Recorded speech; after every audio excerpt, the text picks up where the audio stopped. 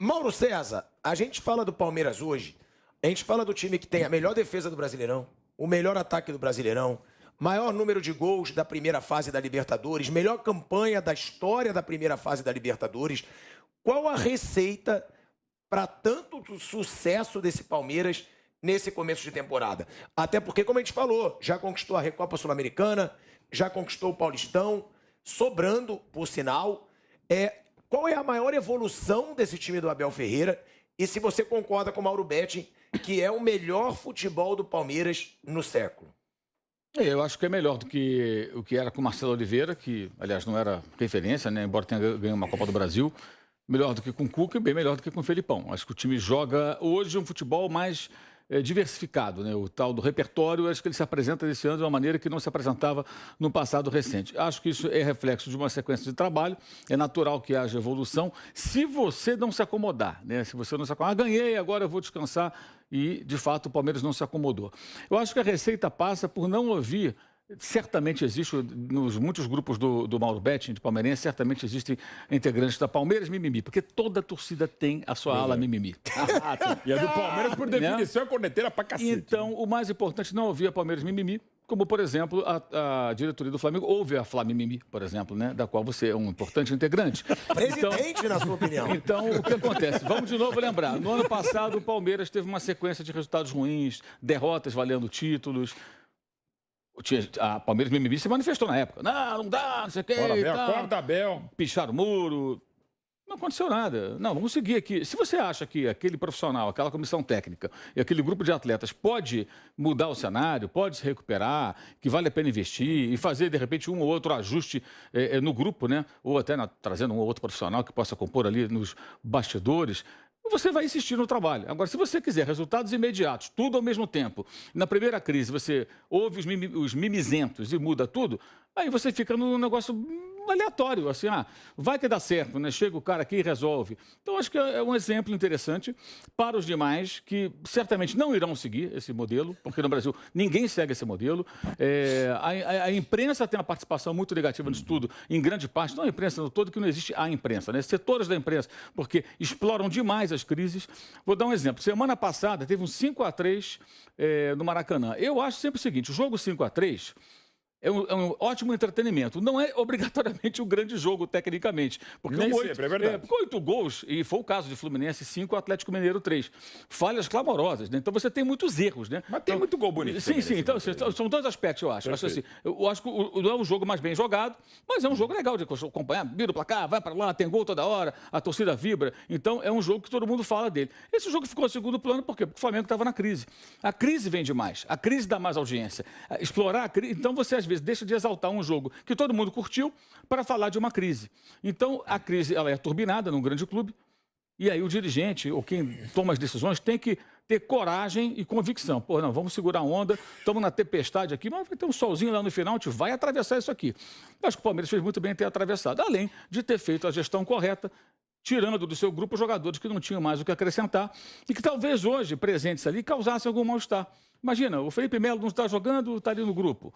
Aí está o Jailson ali, vira terceiro goleiro. Se você traz um Lomba e ele continua no grupo. Uma derrota. Pra quê? Uma derrota para o Flamengo na final da Libertadores. Pela torcida, talvez tirasse. Pela diretoria, não, né? Porque a diretoria é muito segura. Eu acho que o Abel não cairia, mas seria uma pressão muito grande. Seria uma pressão grande, porque o time não ganhou mais nada no ano passado, ganhou a Libertadores. Então seria um encerramento de temporada muito negativo. É claro que o resultado tem um peso muito grande disso tudo, mas acho que o Palmeiras fez certo. Ele correu um risco, porque vamos imaginar que o Michael faz o gol no final e o Palmeiras perde o Flamengo no final. Aí, qual seria o ano do Palmeiras? Perdeu a final do Paulista para o São Paulo, perdeu a Supercopa e a Libertadores do Flamengo, perdeu para o Defesa e Justiça. CRB. Perdeu para o CRB na primeira fase, da qual participou na Copa do Brasil e tal. E seria o retrospecto. Eu acho que o Abel não cairia, a não ser que ele brigasse com alguém que não, estou falando de uma manifestação da torcida. Mas isso vai ter sempre. O Palmeiras derruba a treinador em volta olímpica. Mas você tem que segurar. Se você acha que vai dar certo, você acha que aquilo ali que foi um ano atípico, que alguma coisa não deu certo, mas que... Aí não, antes tinha ganhado a Libertadores. Aí você manda embora. Naquele mesmo ano, né? Aí você manda embora, você desfaz tudo e você não sabe quem vai trazer. Porque eles nunca sabem quem vai trazer. Você sai procurando um técnico de forma bem aleatória. Então fica tentativa e erro o tempo todo. Está na hora do futebol brasileiro aprender a trabalhar com algum planejamento. Isso não é certeza de nada. Você pode insistir num técnico e pode dar errado. Eu lembro que o Tite, quando dirigiu o Atlético Mineiro, que foi bem antes dele ir lá para o primeiro período dele fora do Brasil, voltar para o Brasil para trabalhar no Corinthians, fazia tanto sucesso. O Galo não mandava ele embora. Ele perdia jogo, ele chegou a entregar o cargo e o Atlético insistiu. Chegou uma hora e falou, não dá mais, eu não consigo fazer nada, o grupo não reage e ele foi embora do Atlético. Então, às vezes, até você insiste, mas há momentos que realmente você percebe que não dá. Mas aqui no Brasil, não. A primeira crise, você já se livra de técnico, se livra de todo mundo. Vou lembrar do Ramonismo no Vasco. Lembra do Ramonismo? O Ramonismo no Vasco. Era óbvio que o Vasco não tinha time para estar em terceiro, segundo no Brasileiro. Mas estava dando tudo certo. O Cano chutava, a bola entrava de qualquer lugar. O Vasco estava 2 bolas no gol, fazia 2 gols. E ganhava de 2-1. Aconteceu isso várias vezes. É claro que aquilo era um recorte absolutamente atípico na história daquele campeonato. E o Vasco era time para brigar, mas lá embaixo. Aí houve um excesso de euforia. Aí quando o ramonismo começou a murchar e o Vasco entrou no normal, mandaram o Ramon embora. A culpa não era do Ramon, a culpa foi do devaneio coletivo de quem não conseguiu medir ali a realidade daquele time. Então acho que o Palmeiras dá um exemplo muito legal para o futebol brasileiro, que infelizmente poucos ou nenhum vai seguir. Mauro, eu até concordo. Eu só acho que o Palmeiras bancou um Abel Ferreira que tinha uma Copa do Brasil e uma Libertadores. É diferente também. Você bancar um treinador que tem 2 títulos de expressão... Mas esse é o problema, você precisa de um título. Absurdamente ele mesmo com isso. Mas você precisa de um título para você bancar. Mas mesmo assim, históricas. Então, mas você precisa de um título para bancar. Você pode ganhar um título jogando mal. O Marcelo Oliveira ganhou uma Copa do Brasil jogando mal. E o Palmeiras errou porque ali manteve o Marcelo Oliveira. Quando demitiu, estava já fora da Libertadores 2016, aí trouxe o Cuca, o time melhorou com o Cuca. Foi campeão. Não, digo na Libertadores, mas aí já não dava mais. Na Libertadores ficou pelo caminho. Não, o que eu digo aí é que é mais ajustou o fácil time e ganhou o brasileiro. Bancar quando o treinador tem títulos. Mas nós temos que pensar no que é mais fácil para a diretoria, e sim no que é mais difícil para a diretoria. A diretoria tem que enfrentar a dificuldade, não a facilidade. É mais fácil a dela. Mas ela tem que saber. O diretor de futebol, o presidente, esses caras têm que entender minimamente de futebol. Aí você vê, não, esse cara é bom, esse cara faz um bom trabalho. Mas tá dando errado, mas vai dar certo. O cara trabalha e tal, o grupo tem que ser ajustado, cometer um errinho aqui e ali. O Bragantino, é lógico que é diferente, porque é um clube que não tem pressão, está fazendo isso com o Barbieri. E por que está fazendo isso? A conclusão interna do Bragantino é melhor tentar corrigir os erros do Barbieri, que é um técnico jovem que precisa se aprimorar, do que mandar ele embora, trazer um cara de fora, vai dar uma sacudida, ganha 2 jogos, aí daqui a pouco o que acontece? O cara não conhece os processos dentro do clube, não sabe quem é quem, nem sabe o nome do jogador. Não por acaso os 2 trabalhos mais longevos de Série A, do Barbieri, que é o mesmo mais longevo do que o Abel. O Abel vai para 2 anos, né? Em novembro ele completa 2 anos. O que o Mauro falou agora é importante, assim, não é só, claro, é fundamental conhecer o futebol, mas no caso, por exemplo, da Leila e da Leila e qualquer outro presidente, né? E por favor, não venham falar sobre a condição feminina, não é essa a questão. Estou falando se fosse a Leila, fosse o Maurício Gagliotti, que foi atleta, né? Paulo Nobre, que é outro esporte, mas enfim, atleta sabe também. que não deixa de ser, corredor de rally, ok. Mas enfim, você pode discutir, mas às vezes você tem que ter alguma coisa que a gente cobra. Pô, esse cara é muito teimoso. É bom que seja, nesse mundo maluco. O que aconteceu com o Dorival Júnior, vamos falar já. O Dorival Júnior tomou um gol com 44 segundos. Se eu tenho um time, eu gostaria de ter um técnico teimoso. Se é pra ter um técnico que vai ler o Twitter... Não, agora o Twitter tá falando pra tirar esse e aquele. Eu não quero, manda o cara embora no dia seguinte. O Twitter, nós aqui no Bate-Pronto, na Jovem Pan, em qualquer outro lugar, gente, se fosse assim, o cara fica louco mesmo. Aquela frase célebre de um treinador de futebol americano, o Newt Rock, ele fala, se eu começar a ouvir tudo que me falam, eu vou estar juntamente com quem fala na arquibancada, porque é essa loucura. E a gente não pode exigir coerência do torcedor, mas o mínimo de coerência, inclusive coragem do dirigente, porque também não é fácil, ainda mais nesses dias de intolerância, de violência, de protestar, de ir na rede social da mulher, do cara, do filho, do cachorro, do padre. Cara, então assim, o cara tem que ter, além de uma certa teimosia, coragem para aguentar essa pressão. E ver, mas às vezes essa teimosia dá errado, o resultado final dá errado, o cara tropeça na bola, faz um gol contra, a arbitragem erra, tem um monte de circunstâncias. Mas se o trabalho é bem feito, inegavelmente é muito bem feito pelo Abel e a comissão técnica, o resultado está aí. Bruno Prado, a gente falando de números, é impressionante realmente o que o Abel Ferreira vem conquistando nesse momento pelo Palmeiras. Porque geralmente o clube vai muito bem ofensivamente, o time vai muito bem ofensivamente. Às vezes tem um pouquinho de precipitação na defesa. Ele não. Ele tem a melhor defesa do campeonato, ele tem o melhor ataque do campeonato e os números eles dão essa dimensão. O time chegou a 17 partidas sem perder na temporada. Como a gente já falou, 13 vitórias e 4 empates.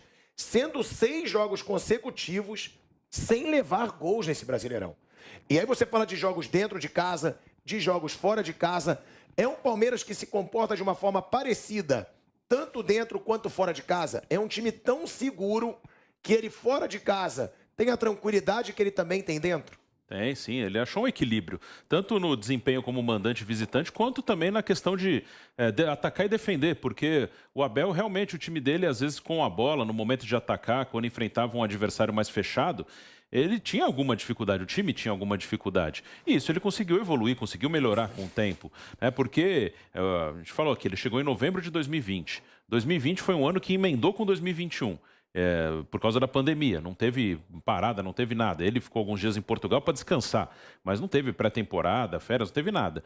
Agora, pela primeira vez de 21 para 22, ele teve. Então, ele foi tendo mais tempo. Ele, praticamente, desde que ele chegou até aquele jogo do Flamengo da Libertadores, que depois o Palmeiras jogou alguns jogos do Brasileiro com o Sub-20, ele não teve nada. Ele foi direto. É jogo, treina, descansa, viaja, que mais jogou no jogo. ano passado. Fez mais de 90 jogos no ano de 2022. Então, ele, pela primeira vez, teve uma pré-temporada, teve um tempo para melhorar as coisas, para tentar preparar a equipe minimamente. E é um cara que é muito dedicado no que faz, né? Um cara que insiste muito nas suas ideias. E o que eu falei aqui, que eu gostaria sempre de ter um técnico teimoso no meu time. Claro que o técnico ele tem que fazer mudanças que ele considere necessárias, mas essas mudanças têm que ser pela convicção dele. Assim, ele tem que chegar à conclusão: eu estou fazendo essa mudança por esses motivos técnicos, porque existe o técnico, né, de qualquer área e o político. O técnico não pode ser político, porque se ele ceder uma vez, eu vou tirar esse cara e colocar outro porque a torcida está pressionando, porque a imprensa está cornetando. Ele vai entrar numa situação que ele vai ceder todas as vezes. Ele não pode ceder nenhuma vez. Pressão. Ele tem que fazer mudanças pela convicção. Não, realmente, eu cheguei à conclusão que esse cara tá mal, eu vou trocar, vou colocar outro. Ou essa ideia que eu tenho não está funcionando, eu vou mudar, vou tentar fazer de outra maneira. Mas chegar a essa conclusão pela questão técnica, por fatos. Porque se for só pela cornetagem, não, eu nem concordo com o que eu estou fazendo aqui, mas para pararem de pegar no meu pé, eu vou trocar. Porque aí ele vai fazer toda hora. Porque daqui a um mês vai acontecer outra cornetagem e aí ele vai ceder de novo. Aí já não é mais o trabalho dele. Aí é o trabalho... É um trabalho aleatório, né? Ele vai sempre ceder às pressões. Então, eu acho que o Abel ele tem isso também muito, muito convicto. Ele faz mudanças quando necessário pelas ideias dele. Isso é fundamental. O cara que comanda, ele tem que comandar com as ideias dele, não com a pressão, não com a gritaria. Mauro César, você sempre fala isso, né? Que times com o poder financeiro hoje, até de elenco, como Palmeiras, Atlético Mineiro, Flamengo, agora o Corinthians talvez possa entrar nesse grupo de times com um baita investimento, eles não podem focar numa só competição. E é o Abel Ferreira deixando claro que quem está carregando esse escudo, como ele aponta, né, do Palmeiras, não pode priorizar. Então, ele está na mentalidade correta. Esse Palmeiras, ele tem elenco, time e até treinador para conquistar os 3 principais títulos do futebol brasileiro, o Brasileirão, Copa do Brasil e Libertadores? Eu acho muito ruim esse negócio de, assim, estar no começo de um brasileiro, com várias fases, todo mata-mata Libertadores, e falar de ganhar os 3. Quer dizer, a gente começa a estabelecer uma meta que o clube não está colocando. O clube está tentando, e onde é possível, o que é o certo. Quando a gente começa a criar expectativa, amanhã, se não consegue, falaram que eu ganho. Ninguém falou nada. Quem falou foi a imprensa, parte da imprensa. Então, eu não gosto muito disso, não. Eu acho que, assim, uma coisa de cada vez. Ele pode até priorizar lá na frente o mata-mata se ele abrir vantagem sobre os seus perseguidores. Hoje, o futebol do Palmeiras, em relação aos seus rivais, ele é melhor do que a distância de pontos em relação a quem está mais próximo. O Corinthians está 1 ponto atrás, né? É muito pouco, mas o Palmeiras joga mais do que o Corinthians. Não joga 1 ponto só, ele joga mais. Mas ainda não abriu distância. Se ele conseguir abrir distância em relação a Corinthians, a São Paulo, a Inter, a, sei lá, Atlético Paranaense, a quem estiver, Atlético Mineiro, quem estiver por perto, ele talvez lá na frente possa pensar, bem, eu vou jogar essa partida aqui, vou colocar um time mais preservando titulares, porque eu tenho uma Libertadores ou uma Copa do Brasil dias depois, porque ele vai ter uma vantagem que vai permitir isso. Mas ele precisa abrir essa vantagem. Ainda não conseguiu. Então, acho que é questão de priorizar. Em algum momento, acho que você vai ter que fazer escolhas. Não obrigatoriamente priorizando algo, mas entendendo a semana, a situação física dos atletas e tudo que envolve, logística, viagem e tudo mais. Como esse caso até que o Vampeta falou, né? Eu acho que como cabeça de um técnico como Abel, os caras que vêm lá de fora, ele não se pauta por um gol bonito. o cara fez um gol bonito, eu vou escalar. Não, ele se pauta pelo jogo, o que o adversário vai fazer, o que eu preciso ter em campo e se esse jogador que fez o gol bonito me entrega ou não o que eu preciso contra esse adversário. Então, é que nem zagueiro que não joga nada e faz um gol. Pô, o cara fez um golaço, assim, pô, mas não joga nada. Defendendo é uma porcaria, né? O zagueiro que não marca ninguém, o adversário deita e rola em cima desse, mas ele vai na área e faz um gol. Aí, não, pô, o cara é zagueiro, artilheiro. Então, escala de centroavante. Tem técnico aí que gosta de colocar zagueiro como centroavante quando a corda aperta. Já efetiva como centroavante. Acho que são coisas distintas. Eu entendo perfeitamente. Se ele olha para o Coritiba, pensa nos jogadores que ele tem, e em que ele não tem, ele fala, não, esse jogador vai fazer um papel que eu preciso. Mas o outro fez um golaço. Tudo bem, fez um golaço no outro jogo. O próximo jogo é outra história. Quem me garante que ele vai fazer um outro golaço? Então, as decisões são mais técnicas, mais frias. Vou te interromper rapidinho, que a gente está voltando para a Rádio Jovem Pan. Estamos de volta, hein? De volta à Rádio Jovem Pan, agora na rádio, na TV, no YouTube. O Mauro César está falando sobre essa situação do Abel Ferreira ter deixado claro que não vai priorizar nenhuma competição, que o Palmeiras vai para disputar todos os títulos, Mauro. Acho que assim tem que ser. Ele vai resolvendo ponto a ponto, né? Porque é aquela coisa, de repente você chega, vamos imaginar que, sei lá, na Copa do Brasil você tem um revés, uma jornada ruim, perde um jogo e tal, e fica difícil, você tem um jogo no Brasileiro, de repente você faz uma escolha. Ou o contrário, você está mal no Brasileiro e está bem na Copa do Brasil, o que eu acho que não dá é para times desse investimento abrirem mão da luta, como fazia o Grêmio do Renato. Ele exagerava. Eu vou no mata-mata e tal. Não, rema aqui também, cara. Você tinha time para brigar. Porque aí é cômodo para o dirigente, para a comissão técnica, para o elenco, para todo mundo. A gente não consegue brincar nas três, então aqui a gente vai abrir mão, aí você perde um jogo aqui e ali e não tem repercussão. Aí se você é eliminado do mata-mata, você fica sem nada, né? Teve campeonatos brasileiros recentes, quando o Renato treinava aí do Grêmio, que o Grêmio caía da Copa do Brasil, caía da Libertadores, aí ele remava nas últimas 5, 6 rodadas para chegar na zona de classificação da Libertadores. Aí chegava, viu? Eu falei que a gente ia classificar. Não ganhou nada. Ainda tirava onda. Viu? Falou, mas e título? Ganhou título? Vai 8, 9. Não ganhou o título. Foi humilhado até em eliminações, assim, sendo atropelado.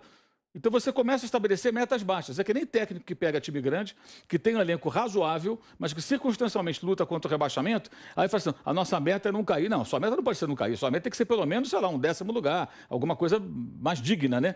Você coloca, é como se um aluno na escola pudesse definir qual a média que ele tem para passar de ano. A minha média é 4, eu só quero tirar 4. É muito fácil assim. Então, eu entendo, eu acho que ele está certo, acho que é por aí mesmo, e vai resolver uma coisa de cada vez. Lá na frente, se tiver que fazer alguma escolha, vai estar num contexto que a gente nem imagina qual vai ser, para ele eventualmente ter que optar por uma prioridade aqui ou ali. Nessa questão de prioridade, acho que o ano passado o Atlético Mineiro mostrou muito bem como conduzir essas competições. O Atlético ganhou 2 e saiu invicto de outra, da Libertadores, e também mostra essa eliminação do Atlético para o próprio Palmeiras, que tem coisa assim, que não está na sua mão, né? O Atlético, sem tirar o mérito de quem passou, que foi o Palmeiras, ele foi eliminado porque deu um certo azar ali. Pelo regulamento era aquele, se aquele confronto fosse esse ano, pode acontecer nas quartas, se for 0-0 e 1-1, vai para os pênaltis, não classifica ninguém. Então, assim, o gol que o Palmeiras fez em Minas, o Atlético poderia ter feito aqui no pênalti do Hulk, que ele acabou desperdiçando. Então, não tem coisa que foge do seu controle. Mas você tem que estar na disputa de todas. O Abel, até no livro dele, ele fala de 2 momentos do ano passado que ele priorizou competições, mas são coisas bem compreensíveis, né? O primeiro momento que ele fala que realmente no Campeonato Paulista do ano passado, a primeira fase ele dividiu em 3 times que não dava, porque o campeonato já começou todo apertado, ele teve Mundial de Clubes, ele teve Recopa, ele teve Supercopa. Ele teve uma semana que aquela perdeu para a Supercopa do Flamengo no domingo, na quarta-feira ele jogou, aliás, na terça-feira teve um jogo paulista, da quarta. Ele chegou a jogar 3 dias sim, porque o jogo que ele perdeu para a Recopa Sul-Americana, a prorrogação foi de madrugada. Sim. Então ele chegou a jogar terça, quarta e quinta. E quinta era contra o São Paulo. Então, assim, ele falou que realmente no Paulista do ano passado, a primeira fase, ele botou a molecada, fez o que dava para fazer. Ele dividiu um time para Libertadores e um time B ou C até para o Campeonato Paulista. Isso ele escreve ali no livro dele. Aí ele falou que ele inverteu essa prioridade quando ele chegou na semifinal do Paulista, porque ele já estava classificado na Libertadores. Aí ele falou que inverteu mesmo. Aí até nos 2 últimos jogos da fase de grupos da Libertadores, ele põe reservas, joga com o titular na semifinal com o Corinthians e na final com o São Paulo. Perdeu, mas aí ele inverteu. E o outro momento do ano que ele escreve lá que ele priorizou, aí foi porque ele sentiu que não dava mais. No Brasileiro, quando o Palmeiras se classifica para a final da Libertadores, aí o Brasileiro ele já estava muito distante do Atlético, ele tentou manter os caras ligados, ele escreve, mas ele falou que ele não conseguiu. Ele falou que o grupo não conseguia mais disputar o Brasileiro com o mesmo foco, que eles estavam muito na final e a distância para o líder era muito grande. Ali realmente teve uma hora que ele falou, ó, eu vi que a gente não vai conseguir disputar isso aqui, vamos fazer uma preparação para a final. Nosso objetivo é a final, o Atlético está muito distante, aí sim. Mas ele não coloca a perda do Brasileiro aos 18 pontos porque priorizou, não. Ele disse que o time perdeu porque perdeu muito em casa. E ele cita 4 derrotas, Bragantino, Cuiabá, Fortaleza e o Flamengo desfalcado. Ele fala, nessas 4 derrotas nós perdemos o campeonato aí por culpa nossa mesmo. Né?